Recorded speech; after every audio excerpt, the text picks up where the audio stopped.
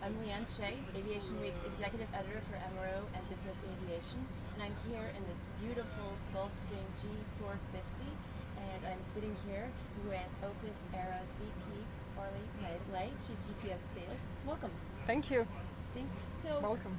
Let's start talking about this year. What trends and differences are you seeing in buying and selling aircraft? And is there the traditional scramble, to close aircraft transactions before the end By of the year? year-end? Yeah. Yes, there is, especially the US market with the year-end bonus depreciation, that's for sure. That's a trend that we see in North America, so that's very much on. So now, at that time of the year, we're in November, so that's affecting the unregistered aircraft, mainly that time of the year. Otherwise, the trend that I see in the market today, I would feel that the older model of aircraft are getting to a price that were pre-pandemic level. So a slight decrease on price for the older model, and a very strong demand for the new model, G700, Global 7500, Praetor 600.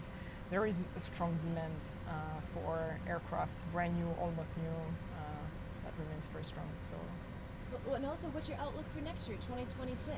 Yeah, so I'm very optimistic for next year. I do not think that it's going to increase, but I feel that we're going to have a stable market. Of course, depends on the economy, very likely.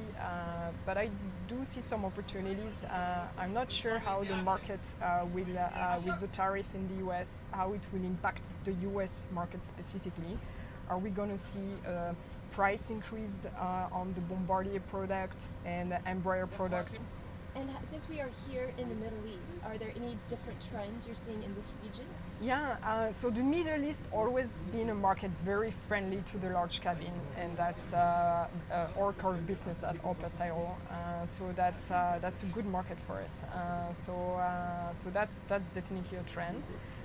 We see the opening of Saudi Arabia as also more opportunities for charter flights and operation from there with medium size cabin. So we feel that there will be some opportunities for the Challenger 605 or this G450 where you can easily reach Europe and Asia from the Middle East. So where the charter demand is still very, very strong and increasing. So that's in the last couple of years, we've also seen a lot of new buyers to the business aviation, private aviation market, many of whom are significantly younger. And instead of starting in smaller aircraft, they can start in mid and even larger cabins. Sure. So are you seeing that too? Yes, I do. And that's what I call the iPhone effect, when I think the new generation, they always used to have like the latest product or the latest phone, like every year changing, upgrading. So that's I think rooted in their habit, and so I do see the new generation that wants to own 700, 800, 7500 straight from the bat. So that's that's definitely something I see with the new generation, even first-time buyer. So.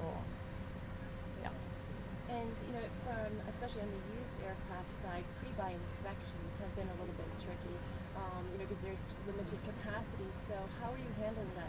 Where are you booking them, and do you have to book them far enough in advance, or what do you do?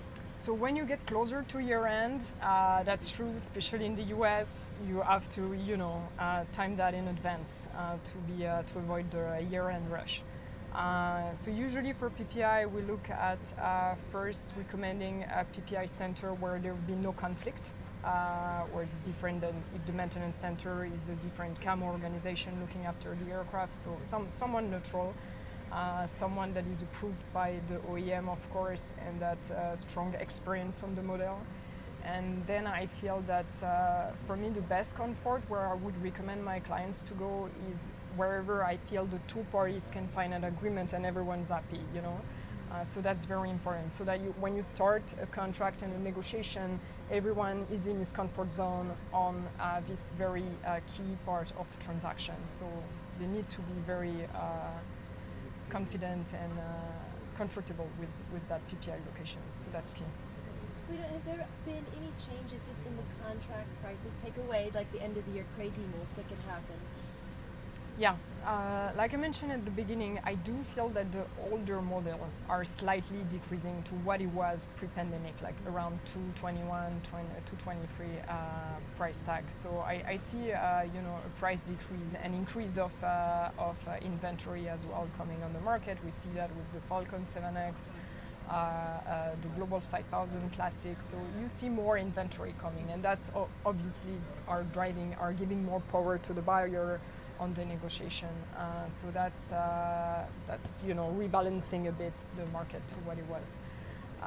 And where on the aircraft that are newer model that are very in demand, so that's for sure driving the price with a premium. So if today you're aware to sell a G700 right from delivery, for sure you can expect to resell with a good premium.